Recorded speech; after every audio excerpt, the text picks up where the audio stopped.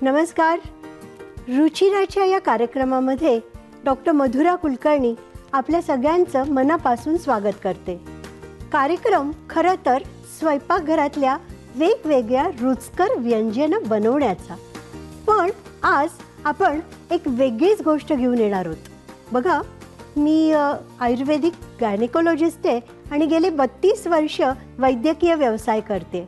अशा वेळेला स्वयंपाकघरातल्या गृहिणी माझ्या खास आवडीच्या आहेत, कारण प्रत्येक वेळेला मला जाणवत राहतं की स्वयंपाकघरात संपूर्ण कुटुंबियांसाठी बनत जाणारा जो स्वयंपाक आहे तो अनेक आजारांना रोखून धरतो आणि त्याचबरोबर प्रतिकारक क्षमताही वाढवतो.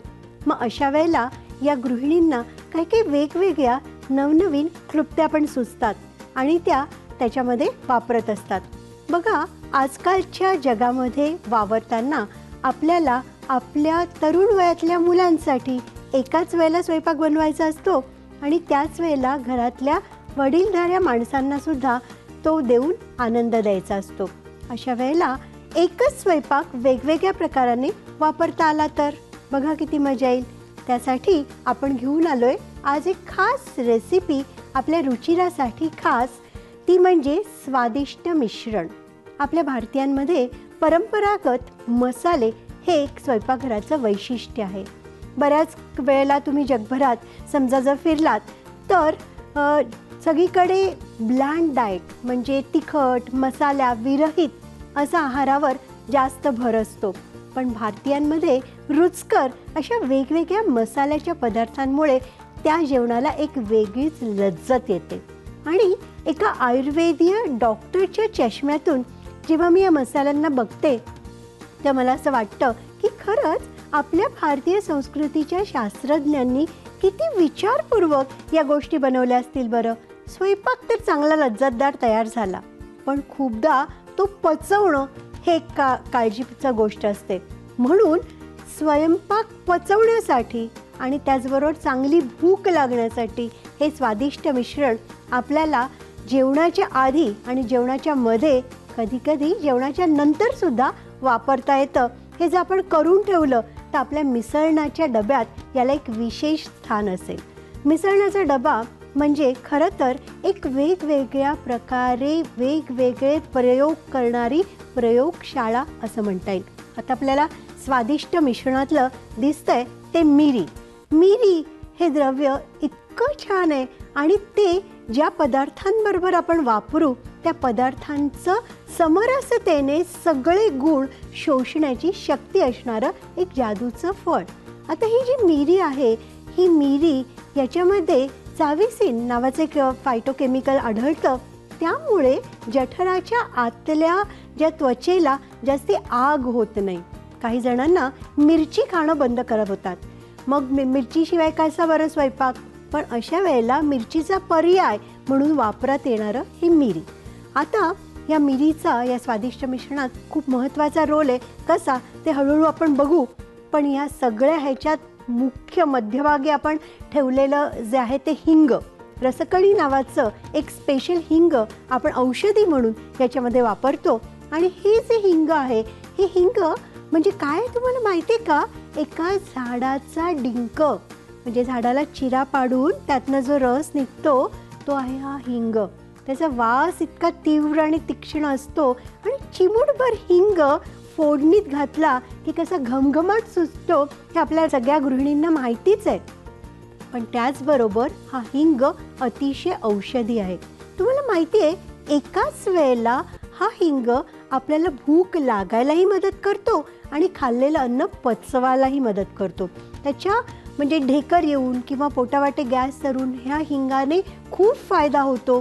हिंग पाण्यात विरघळवून फार पूर्वी लहान बाळांना बेंबीजवळ ते हिंगाचं पाणी लावलं की रडणारी बाळं शांत होतात, हे घरातल्या खूपशा आजींचा अनुभव असेल. पण त्याचबरोबर आता नवीन संशोधनानुसार सुद्धा या स्वादिष्ट मिश्रणातले येम मसाल्याचे पदार्थ आणि मुख्यतः हिंग वापरून आपण बऱ्याच मुलींना पाळीच्या वेळेला पोटात दुखण्याची तक्रार असते, ती तक्रार कमी करण्यासाठी सुद्धा हे स्वादिष्ट मिश्रण आपल्याला उपयोगी पडतं. आणि त्याचा मुख्य रोल हा हिंगाचा असतो. किती सोपी गोष्ट आहे बघा. म्हणजेच आपल्याला हे अन्नही आहे आणि औषधी आहे.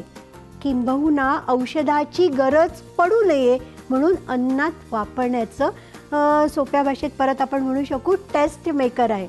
आपल्याकडे बाहेरून पिझ्झा येतो, आपल्याकडनं बाहेरून वेगवेगळे खाद्यपदार्थ येतो आणि त्याच्याबरोबर बारीक बारीक अशा पुड्या येतात वरून ते टाकायला. त्याच्यामध्ये मिरचीचे फ्लेक्स असतात, वेगवेगळे काय काय असे सुगंधी द्रव्य असतात की ज्यामुळे आपलं खाणं अधिक रुचकर होत असतं.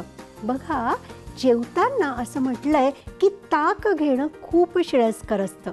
जेवण पचण्यासाठी आणि जेवणातले सगळे जे द्रव्य आहेत, सगळे जे सत्वांश आहेत ते शोषित होण्यासाठी या ताकाचा उपयोग होतो. मग त्या ताकामध्ये चिमूटभर ही आपली स्वादिष्ट मिश्रणाची पावडर तुम्ही टाकलीत तर लक्षात घ्या, ढेकर येणं, पोटातनं वारे सरणं किंवा गॅसेस, अपचन याचा कधीही तुम्हाला त्रास होणार नाही. आहे की नाही गंमत? मग हे स्वादिष्ट मिश्रण आपण घरच्या घरी कसं करायचं हे आता बघूयात. त्यासाठी सर्वात पहिल्यांदी आपण घेतलाय तो हिंग. या संपूर्ण स्वादिष्ट मिश्रणाची जी गंमत आहे ती गंमत म्हणजे हा हिंग आपण कसा परततो याच्यावर आहे. थोडंसं जरी जास्ती झालं तर त्याची कडसर चव येणार आणि मग स्वादिष्टमधला स्वादिष्टपणा काय राहिला. म्हणून थोडंसं आपल्याला तूप घ्यायचं आहे आणि मग त्या तुपामध्ये मंद अशा आचेवर आपल्याला हिंगाचं हे जे रसकणी आपण म्हटलं आहे ते रसकणी हिंग जे आहे ते आपल्याला परतून घ्यायचं आहे. मी थोडंसं इथे करून दाखवते. बघा, हिंगाचा उग्रपणा तुपाच्या स्निग्धतेमध्ये विरघळतो आणि त्याच्यामुळे या हिंगाचे औषधी गुण अनेक पटीने वाढतात. तुपाला परतल्याशिवाय हिंगाची शुद्धी होत नाही असं म्हणा ना. अन्नशुद्धीला जसं तूप तसं हिंग शुद्धीला सुद्धा तुपाशिवाय पर्याय नाही. अशा साजूक तुपात छानपैकी आपण इथे हिंग भाजून घेतो. तो किंचित असा फुलून येतो हिंग भाजताना. मात्र पूर्ण लक्ष आपल्याला तिथे ठेवावं लागतं, बारीक गॅस करावा लागतो आणि हिंग पूर्ण फुलला आणि असा गुलाबीसर दिसायला लागला आणि त्याचा एक टिपिकल वास येतो. गृहिणींना ते माहिती असतं की लगेच गॅस बंद करायचा आणि हिंग पूर्ण भाजलंय हे आपल्याला त्याच्यानंतर लक्षात येतं. फोडणी घालताना विशिष्ट तापमानावर विशिष्ट गोष्टी वापरणं हे अतिशय महत्त्वाचं असतं. तेल तापायला सुरुवात झाल्यानंतर धूर येण्याच्या आधी त्यात फोडणी पडली पाहिजे. बंद गॅसवर फोडणी उपयोग नाही. मोहरी किंवा जिरं याचा वापर जरुरीनुसार करावा लागतो आणि त्याच पद्धतीने तूप घातल्यावर तूप लगेच गरम होतं, लगेच आपण हिंग घालून तो परतून घ्यायचा आहे. हे खूप महत्त्वाचं आहे कारण तेलाचा धूर यायला लागल्यावर त्यामध्ये काही विषमय घटक तयार होतात जे आपल्या आरोग्याला घातक असतात. म्हणून फोडणीची जी तापमानाची सुद्धा वेळ आहे ती आपल्या गृहिणी संशोधकांना लक्षात द्यायला पाहिजे आणि त्याच वेळेला ते पडलं तर त्याची चव अतिशय सुंदर येते. आणि आपल्याला जेव्हा चव वाढवणारं मिश्रण बनवायचं आहे तेव्हा आपल्याला त्याच्या चवीचा खास विचार करायला पाहिजे. आपण छानपैकी हिंग आता इथे परतून घेतलं आहे आणि हिंग परतून घेतल्यानंतर तो फुलतो, गुलाबीसर होतो. असा झाल्यानंतर तो आपण पुन्हा एका वाटीमध्ये काढून घेऊयात आणि नंतर आपल्या इतर काही काही गोष्टी ज्या आहेत त्या सगळ्या ह्याच्यात घालूयात. तुम्हाला दिसतं इथे 8 गोष्टी आहेत. स्वादिष्ट मिश्रणाला 8, जसं अष्टवधानी तसं 8 अष्टभुजा, ते सगळं आपल्याला 8 महत्त्वाचा शब्द आहे, गृहिणींनी लक्षात ठेवायचं. त्याच्यामध्ये सुंठ घातलं आहे. सुंठीला माहिती आहे का तुम्हाला काय म्हणतात? विश्व औषध, अख्ख्या जगाला उपयोगी पडणारं असं औषध त्याला. कारण सुंठीमध्ये असणारं असं द्रव्य की जे शरीरातली सूज कमी करते. सकाळी उठल्यावर गरम पाण्यात चिमूटभर सुंठ घालून जर तुम्ही घेतलं तर शरीरातली सूज कमी होते, वजन वाढत नाही. आणि त्याचबरोबर अतिशय महत्त्वाचं, बऱ्याच वेळेला सांधेदुखीचा त्रास असतो. अशा वेळेला सांधेदुखीच्या त्रासासाठी सुद्धा ही सुंठ अतिशय उपयोगी पडते. आणि लक्षात ठेवायचं आपल्याला अजून एक महत्त्वाचं, आम्ही एक आत्ता संशोधन प्रकल्प केला होता.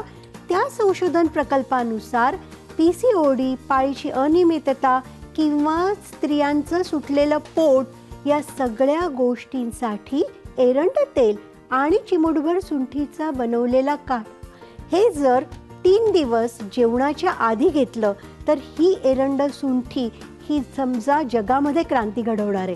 कारण हॉर्मोनच्या गोळ्या आपण अगदी लहान मुलींना देऊ शकत नाही, पण हॉर्मोन इम्बॅलन्समध्ये आपल्याला हे सुंठ एरंड एक रसायनसारखं आणि अतिशय सुंदर पद्धतीने काम करतं. त्याच्यावर संशोधन चालू आहे आणि एक रिसर्च पेपर ऑलरेडी पब्लिश झाला आहे. तर तुम्ही लक्षात ठेवा, सुंठ हे जादूचं औषध आहे, म्हणूनच त्याला विश्वौषध म्हणतात.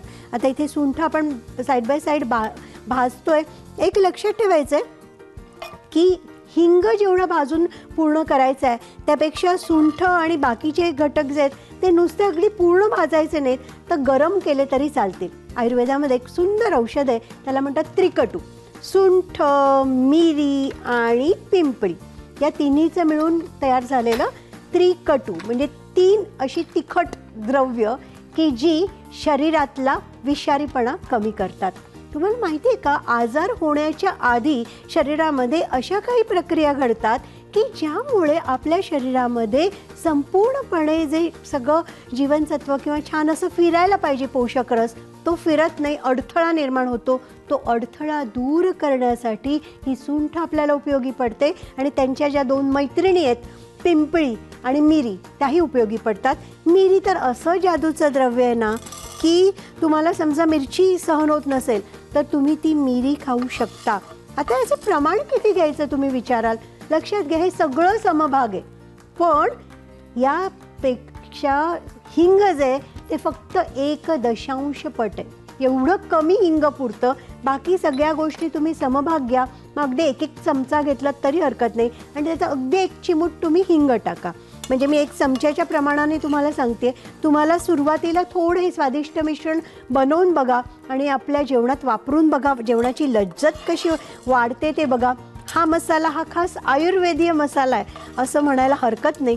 आणि हा आयुर्वेदीय मसाला वापरून तुम्ही पचन आणि पाचन हे दोन्ही सुधारू शकता. एकदा पचन सुधारलं ना की प्रतिकारक्षमता वाढते आणि शरीराला उत्तम बल मिळायला मदत होते. सुंठ झालं, मिरी झालं, त्याच्याच बरोबर आता हे थोडं थोडं गरम केले, खूप भाजलेलं नाही आहे. पिंपळी, लेंडी पिंपळी आठवते का हो? आपल्या बालगुटीत असायची ती, आपण असे वेढे लहान मुलांना द्यायचो. बालगुटी वगैरे जे सगळ्या आपल्या गोष्टी होतात त्या सगळ्या या वनौषधी आधीपासूनच आपल्या संपूर्ण सिस्टीम्सना ॲक्टिवेट करायला किंवा चालना द्यायला मदत करायच्या. लेंडी पिंपळी ही ॲलर्जीच्या त्रासावर उत्तम पद्धतीने सिद्ध झाले. ह्याला रसायन असं म्हणतात. वर्धमान पिंपळी रसायन या नावाने सुद्धा औषध म्हणून तज्ज्ञ वैद्य हे देतात. पण लक्षात ठेवा की पिंपळी हे तुम्हाला ॲलर्जीचे त्रास कमी करतात. एकाच वेळेला सगळ्या द्रव्यांमुळे किती मिळून फायदा होतो हे लक्षात घ्या. आता मी त्याच्यामध्येच थोडीशी पिंपळी टाकून दिली आहे. लेंडी पिंपळी म्हणून तुम्हाला आयुर्वेद औषधांच्या दुकानात ते मिळेल. मिरं तर तुम्हाला माहितीच आहे, म्हणजे सुंठ, मिरं, पिंपळी असं मिळून झालेलं त्रिकटू हे आपण छान भाजून घेतलं आहे. आता हे भाजलेलं जे आहे ते आपण परत वेगळं करून घेतलं तरी चालेल, किंवा याच ह्याच्यामध्ये आपल्याला गॅस मी मगाशी बंद केला होता कारण जास्ती हिंग गरम होऊन उपयोग नाही. पुन्हा गॅस चालू करून घेऊयात. आणि त्याबरोबर आपण ते गरम होत असतानाच थोडंसं जिरं, हे शहाजिरं टाकलं. जिरं आणि शहाजिरं तुम्हाला फरक माहिती आहे. जिरं आणि शहाजिरं, थोडंसं जिरं, शहाजिरं टाकलं. हे सगळं समान भाग, हे आता मी एकदा प्रमाण सांगितले पुन्हा सांगत नाही. हे सगळं एकत्र हे भाजून घ्यायचं आहे. थोड्या मिऱ्या याच्यात माझ्या जास्ती झाल्यात, त्या मिऱ्या मी थोड्या वेगळ्या काढते म्हणजे आपला टेस्टला नंतर त्याचा परिणाम होणार नाही. सगळं अगदी समान भागात घ्यायचं आहे. मिरीमध्ये ना चाविसिन नावाचं फायटोकेमिकल आहे, त्याच्यामुळे आतड्याच्या अस्तराला त्रास होत नाही आणि ते अतिशय छान आपल्याला उपयोगी पण पडतं. अजून एक जादुई द्रव्य इथे आपल्याकडे आहे, ते म्हणजे ओवा. पोट दुखेल तो ओवा मागेल, हे आपल्याला सगळ्यांना माहिती आहे की पोटदुखीवर ओवा खूप चांगलं काम करतं. लहान बाळांच्या बाबतीत ओवा गरम करून ते पुरचुंडीत बांधून तव्यावर शेकवून आपण बाळांच्या छातीला शेक देऊन छातीतला कफ कमी करायला मदत करत असू. बघा, पूर्वीच्या काळी या सगळ्या छोट्या छोट्या गोष्टींमुळेच मोठे आजार याला प्रतिबंध होत असे आणि म्हणूनच डॉक्टरांकडे वाढणारी जी सध्या गर्दी दिसते त्याच्यासाठी घरातलीच सुगृहिणी आपल्या स्वयंपाकघरातूनच अशी काही औषधाची किमया करायची की त्रास वाढायचाच नाही. थोडासा हवामानात बदल असेल किंवा थोडंसं बाळाला नाक गळत असेल, सर्दी असेल, तर अशा वेळेला ओवा मस्तपैकी गरम करायचा. बघा, त्याच्या वासानेच नाकपुड्या मोकळ्या व्हायला मदत होते. तुम्ही कधी करून बघा. हे ओवा जे आहे ना, त्याच्यामध्ये एक असं उडनशील तेल आहे की जे आपल्याला कंजेशन दूर करायला मदत करतं आणि त्याचबरोबर पोटातलं कंजेशन पण दूर करायला मदत करतं. आता हे जे साईड बाय साईड भाजते त्याच्या वेळेला एक तुम्हाला गमतीची गोष्ट सांगते की आम म्हणजे न पचलेला शरीरातला अन्नाचा भाग शरीरात वेगवेगळे आजार निर्माण करतं. सांध्यांमध्ये गेलेला हा न पचलेला भाग तुम्हाला सांधे दुखणं, सांध्यांना ताठरपणा होणं असं करतं. सायनसिसच्या पोकळीमध्ये गेलेला हा आम तुमची डोकेदुखी, सायनसायटिस असे त्रास निर्माण करतं आणि छातीत शिरलेला हा आम तुम्हाला मोकळा श्वास घ्यायला प्रतिबंध करतं. आणि सर्वात महत्त्वाचं शेवटचं असलं तरी तुमच्या कोणाच्याही लक्षात येण्याच्या आधी पोटात अडकलेला हा जो आम आहे, हा पोटात अडकलेला आम किंवा न पचलेला रस हा शरीरामध्ये वेगवेगळ्या आजारांना निमंत्रण देत असतो. ज्याच्यामध्ये सर्वात पहिली गोष्ट जी आपल्याला जाणवते ती म्हणजे भूक न लागणं. जेव्हा भूक लागत नाही आणि जबरदस्ती खाल्लं जातं त्यावेळेला तो अजूनच वाढत जातो. सोपं उदाहरण आहे, समजा तुम्ही दुधाचं भांडं घेतलं आणि त्यात किंचितचं दही उरलं तर त्या सगळ्या दुधाचं दहीच होतं नाही का. तसंच शरीरात न पचलेला अन्नाचा कण तुम्ही जे जे काही खाता त्याला विष बनवत जातं किंवा असं आंबवत जातं आणि त्यामुळे असं आंबलेलं शरीरातलं अन्न तुमचं शरीरसुद्धा आंबवून टाकतं. मग अंगदुखी, आळस येणं, झोप न येणं, स्मरणशक्ती कमी होत जाणं किंवा थकवा येणं, चिडचिड होणं. बघा, छोटं लक्षण आहे. बरेचदा या लक्षणाला मानसिक लक्षण म्हटलं जातं. ही ना सारखी आपली सदा न कदा दुर्मुखलेली किंवा सदा न कदा तिची चिडचिड. पण या चिडचिडीचं मुख्य कारण तिचं अन्न नीट पचत नाही आहे आणि ते व्यवस्थित शोषलं जात नाही आहे हे असू शकतं. हे लक्षात घ्या. आणि म्हणूनच चांगली भूक लागण्यासाठी आणि अन्न पचन होण्यासाठी अधूनमधून तरी तुम्हाला हे स्वादिष्ट मिश्रण जेवणात मिसळून किंवा ताकात घालून किंवा जेवणाच्या आधी गरम पाण्यातून घेणं खूप गरजेचं आहे. ही साधी गोष्ट मला नेहमी तेव्हा जाणवते जेव्हा कॉलेजमधल्या मुली माझ्याकडे तक्रार घेऊन येतात की प्री मेन्स्ट्रुअल सिंड्रोम म्हणजे पाळीच्या आधी येणारा थकवा किंवा पाळीच्या आधी होणारी भांडणं, चिडचिड याच्यामुळे बरेचदा परस्पर संबंधसुद्धा बिघडतात. आणि त्याला छोटंसंच कारण हे असतं की तुम्ही खाल्लेलं नीट पचत नसल्यामुळे तुमच्या आतड्यांच्या शोषक तंतूंना योग्य पोषण न मिळाल्यामुळे जीवनसत्वांच्या अभावामुळे तुम्हाला शरीरावर किंवा मनावर एक नियंत्रण तुमचं जे व्हायला पाहिजे ते होत नाही. म्हणजे अजून सोप्या भाषेत जर मला तुम्हाला सांगायचं असेल तर मला काय सांगता येईल की भावनांना नियंत्रण ठेवण्यासाठी त्या भावनांचा जो लगाम आहे तो आपल्याला आपल्या हातात घ्यायला पाहिजे. जर भावनांचे घोडे चौकोर उधळले तर ते खूप वेगवेगळे रिपकेशन्स तुमच्या शरीरावर, मनावर घडवतात. ते लगाम घालण्यासाठी काय करायचं आहे तर पचनशक्ती उत्तम ठेवायची आणि आपल्याला भूक चांगली लागण्यासाठी मदत करायची.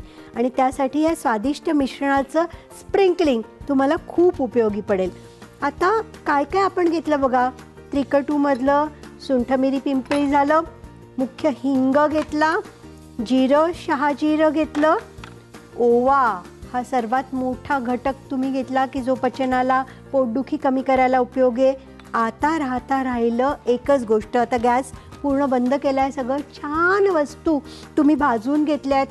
एकच घटक आपला राहिला आहे, तो म्हणजे सैंधव मीठ. मीठ चिमूटभरच पण जेवणाची चव वाढवणारं आणि आयुष्याची रंगत सुधारणारं सुद्धा. कसं? बरेचदा तर असं असतं की मीठ हे पथ्य म्हणून सांगितलं जातं आणि मीठ वर्ज्य करायला सांगितलं जातं. 2 महत्त्वाच्या आजारांमध्ये मीठ हे विषासारखं घातक असतं. तुम्हाला जर उच्च रक्तदाब किंवा ब्लड प्रेशर जास्ती असेल तर मिठामुळे या रक्तदाबाचं प्रमाण वाढतं आणि हृदयविकारासारख्या रोगांनाही आमंत्रण मिळू शकतं.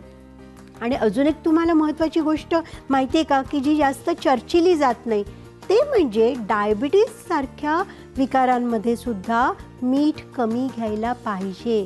कारण माहिती आहे का तुम्हाला, हे एक्स्ट्रा झालेलं मीठ डायबिटीसच्या पेशंटला काय होतं तर ते तुम्हाला शर्करा वाढवायला, रक्तातली साखर वाढवायला मदत करतं.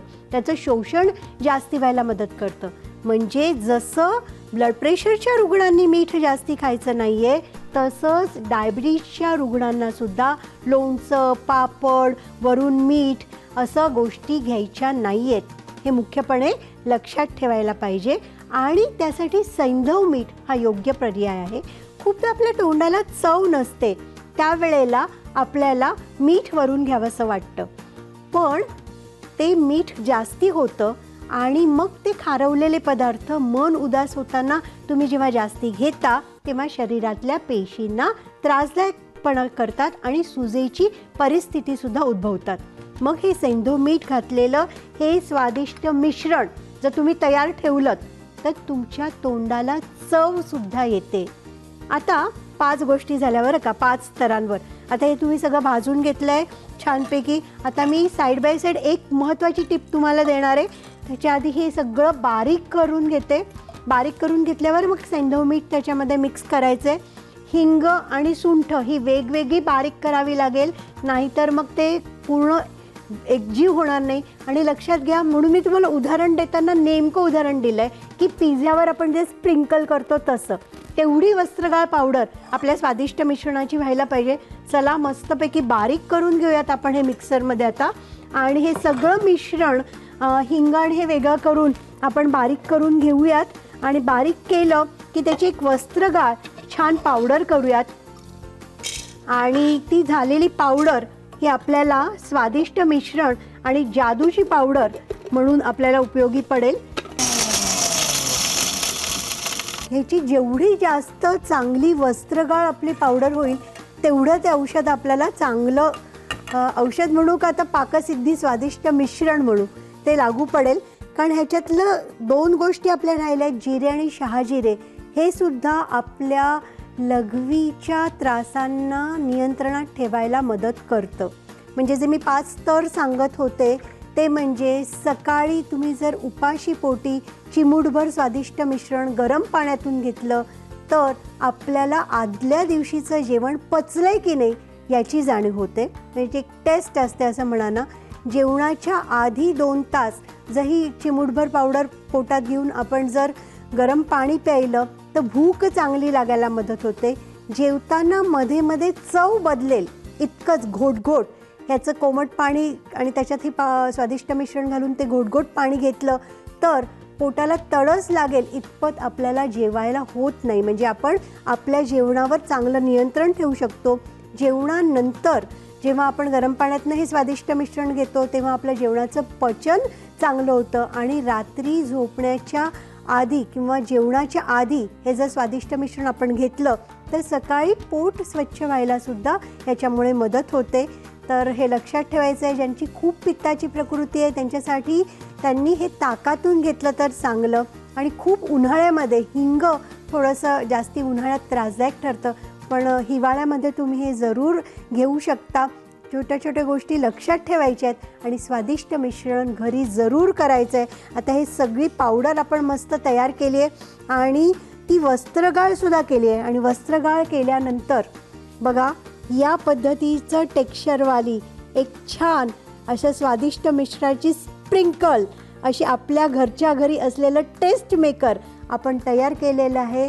आणि हे स्वादिष्ट मिश्रण आपल्याला पचनासाठी, पाचनासाठी, भूक लागण्यासाठी, उत्साह ठेवण्यासाठी आणि अपचनाचे त्रास म्हणजे अजीर्ण, ढेकर येणं, करपट ढेकर येणं हे सगळे त्रास दूर करण्यासाठी जबरदस्त उपयोगी होणार आहे. ह्याच्यामध्ये स्वाद पण आहे आणि ह्याच्यामध्ये रोग दूर करण्याचं सामर्थ्य आहे. चिमूटभर ही काफी है. जरूर बनवून बघा स्वादिष्ट मिश्रण आणि आपल्या मिसळण्याच्या डब्यात याला स्थान द्यायला विसरू नका. आजारांना दूर ठेवा, आनंदी राहा आणि आरोग्याचा संपूर्णपणे आनंद घ्या.